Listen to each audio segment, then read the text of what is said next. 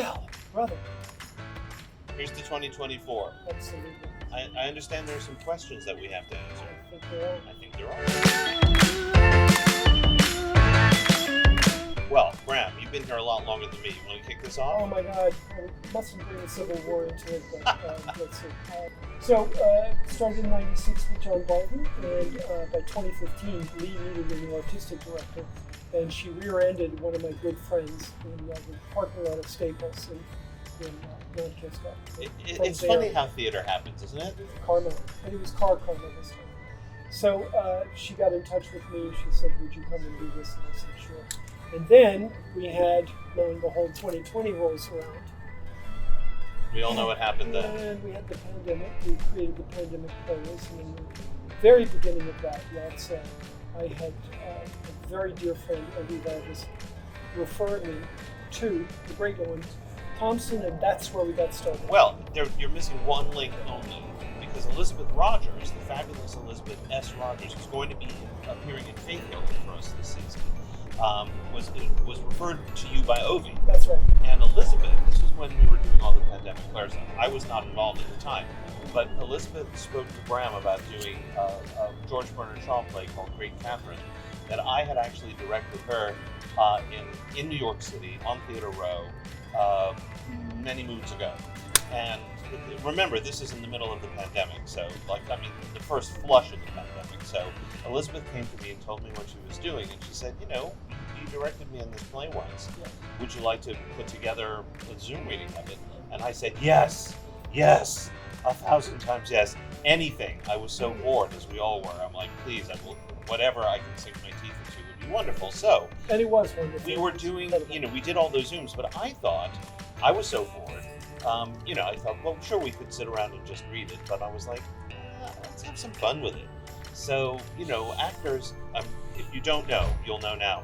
Every actor has theatrical stuff in their house of one form or another.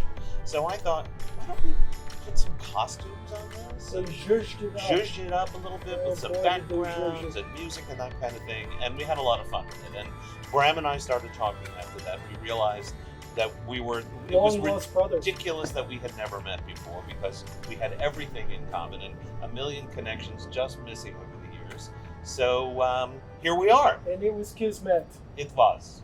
So that's how we got started.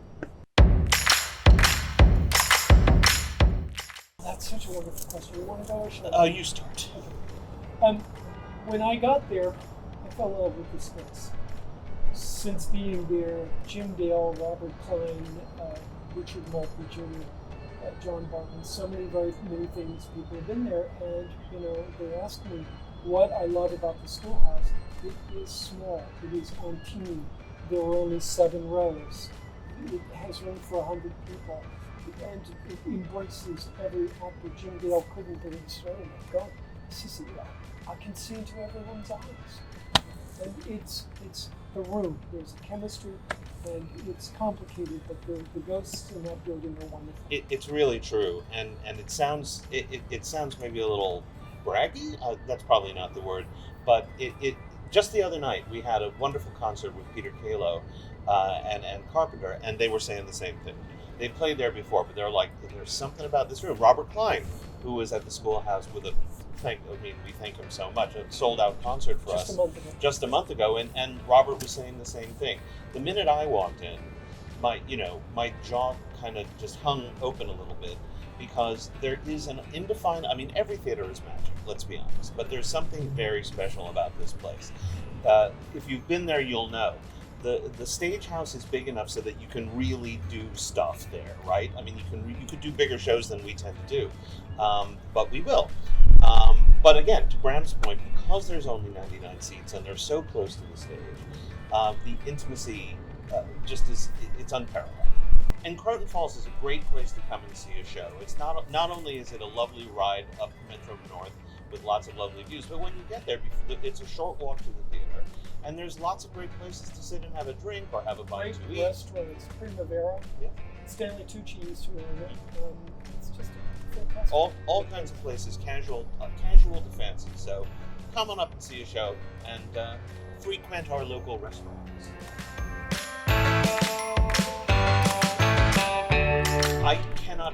express how excited I personally am about this season. Bram, my God, what a lineup! I'm so excited, and I'm so excited because 2 of the 3 plays are plays that Owen is going to be directing, and the things that have been in our wish list for a decade or more than that, to be able to do these plays. Also, it's such an interesting time. You know, the pandemic is past, sort of, but at the same time, a lot of theaters are closed. And so arts funding has kind of gone off a cliff. It's very special that we're alive. And we've been selling out as a result. People are snapping up our tickets. And this particular season, we are presenting one amazingly heartwarming and hilarious new comedy by Barbara Dana, what keeps us going, and then two of the great masterworks of the 20th century, Master Harold and the Boys by South Africa's Ethel Fugard, and Faith Healer by Ireland's Brian Friel. I mean, those 2 names alone, if that doesn't get your heart pumping as a theater person, nothing is going to do it. The people who are in them are stars, my goodness. Tony Arkin and his wife Amelia Campbell, Sharon Ziemba. Austin Pendleton is directing our first show, for goodness sake. Victor Slazak is in Faith Healer. It goes on and on. So, I mean, it's a special place and it's a special season. But as I say, we've been selling out. So take the hint. Right. Tickets right here, guys. Right here.